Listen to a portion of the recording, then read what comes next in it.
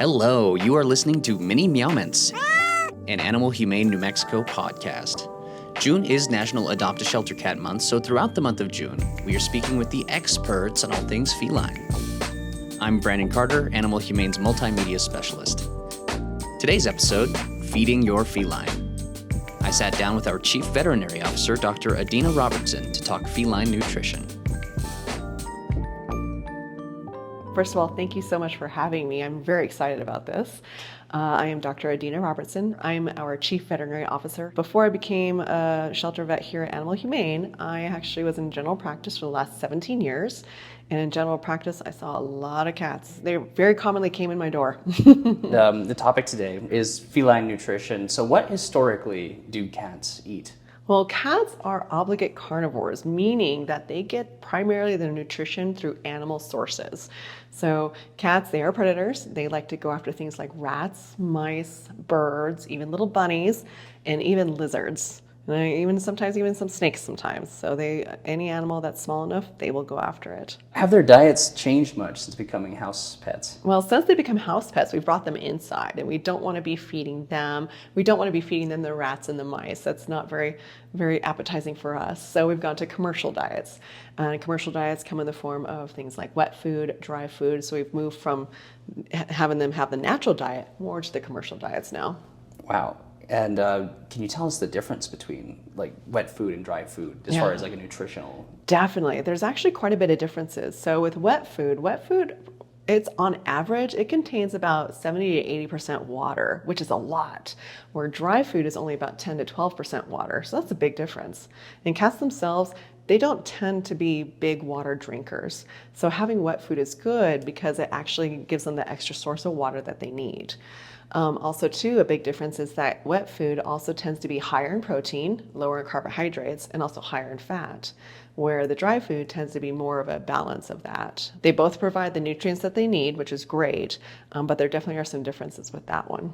What ingredients should people look out for when they're feeding their cats wet food or dry food? Protein sources are important. Cats need a really good protein source. We don't want to feed them just tuna. We don't want to feed them just ground beef. We want them to have a food that has a complement of about 50% protein, 50% fat, and about 10% or less of carbohydrates is what we want them to go for. We don't want to just focus on one thing. And we also want them to find foods that have things like methionine, arginine, taurine, because these are nutrients that are essential amino acids that these guys need that they cannot get from themselves. They need to get it from their diet themselves. They need to eat it in order to absorb it.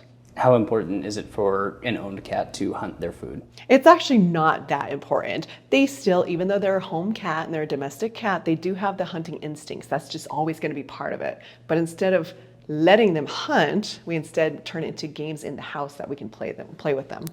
Amazing. So what is grain-free? There's been a lot of talk about grain-free. What is grain-free and when should cats have a grain-free diet? So grain-free tends to avoid things like corn, soy, or wheat. Those are the things that are out of the diet. Now, as far as that goes, as far as cats, because they are obligate carnivores, they can go lower on the carbohydrate source, so lower on the grain, but they still do need some type of carbohydrate. They can process it, and they do need it for their nutrients. So the cats that would actually benefit for a grain-free diet are honestly the cats who are going to have an allergy to it. So if we have an allergy to corn or soy or wheat, they actually are going to be the ones that benefit most from those grain-free diets. So how often should cats eat? And what is too much food for them? That's a really good question, because this can vary, and this is very much dependent on the personality of your cat.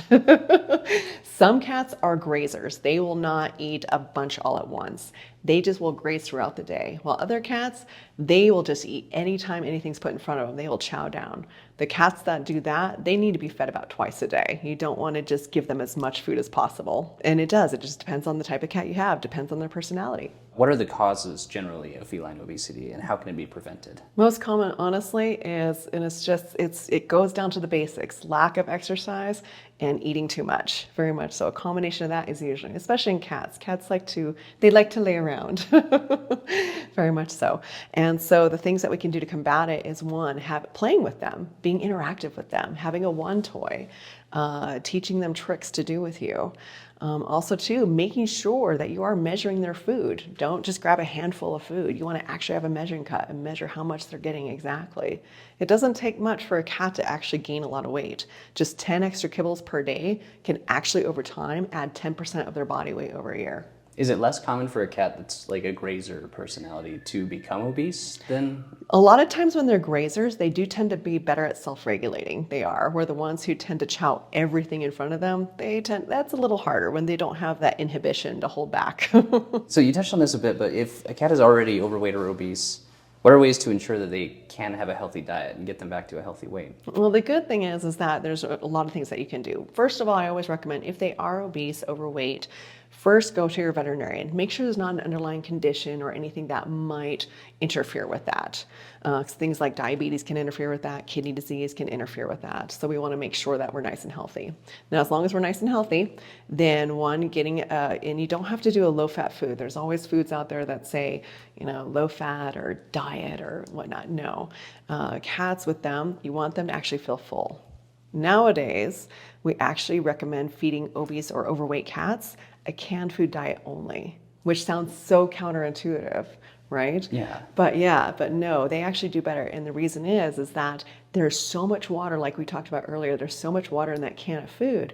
It actually helps them feel fuller for longer with less calories, higher protein, lower carbs. But also too, getting them active. That's the trick also too. That can be a little tougher. Things like wand toys, having interactive games for them. You can even take treats and hide them around the house or hide them underneath something to make them go after it. Get those hunting instincts in play. Absolutely, take advantage of those. So they kind of become just conditioned to being more active. Exactly. And more like they enjoy it more. Yep, exactly. Make it fun for them. Make it a game. So cats, like dogs, are responsive to treats, or can be. Yes. What are best practices for giving cats treats? So the best practices are, like we said, make it fun. Have them earn it. Don't just give it to them. Have them do things like teach them to touch their nose to your finger and then they get a treat. Or have them jump on a chair and get a treat. Or even just having them at one end of the house, calling their name, having them come to you, making them run across the house, getting a treat. Those kinds of things can actually be really helpful. For nutrition, what are the best types of treats for cats? Those ones, same as their diet. I want to stay with high protein, low carb, and moderate fat. But you can do things like liquid treats, like Truro, or even things like dehydrated jerky. The chicken jerky works really great. Those are actually really good treats. And even a little bit of tuna, absolutely. If they like it, that's a good treat too. When a cat doesn't like a treat or doesn't respond well to a treat, or if a cat is particularly picky, what do you recommend for treating them or feeding them if a cat doesn't want to eat? And that's a good question. Cats can be very particular. They like and that's where you have to get to know your cat. Cats like particular shapes. They'll like particular size of food. Some of them like the little triangle shapes. Some of them don't. Some of them like circle shapes. So finding out what your cat likes.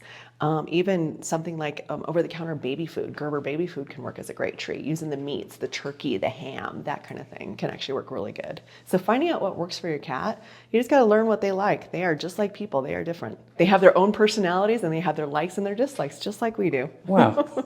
So what are the benefits and downsides to using enrichment feeders, if there are any downsides? Well, the benefits are that one, especially some of the enrichment feeders, it gets their mind going. So not only do we want them to be physically active, we want them to be mentally active. Use their brains, use it, get them active, get them doing stuff, which is great.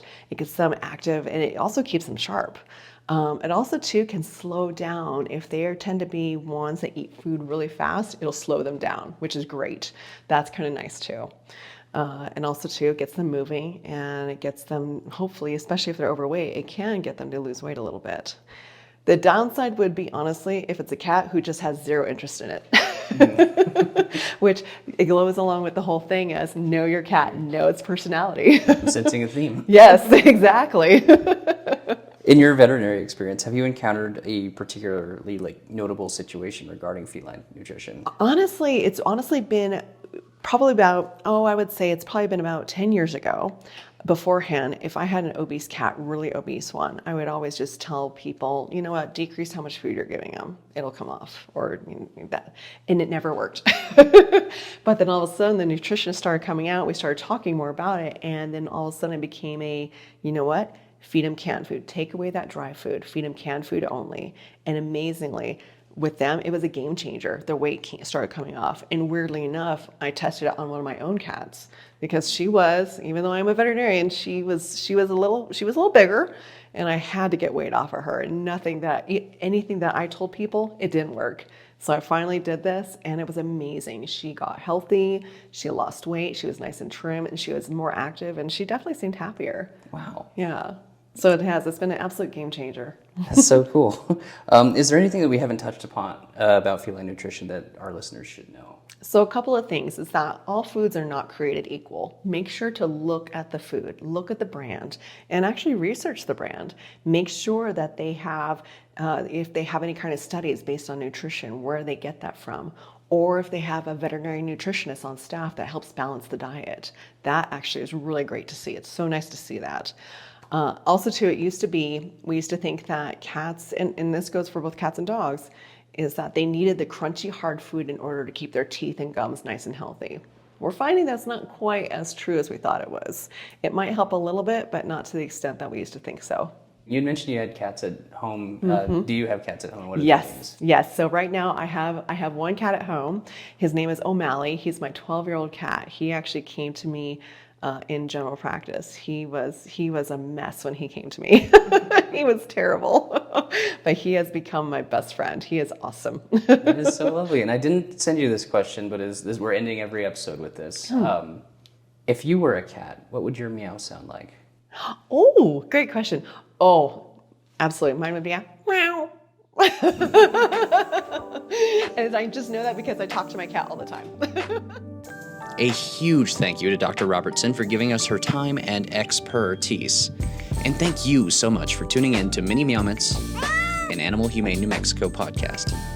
Remember, June is National Adopt a Shelter Cat Month. If you're feline like opening your hearts and your homes to homeless cats, Meow is the time. If adopting a cat isn't in the cards, consider volunteering, fostering, or supporting a local animal shelter like Animal Humane New Mexico. Information for how to get involved is on our website, animalhumanenm.org.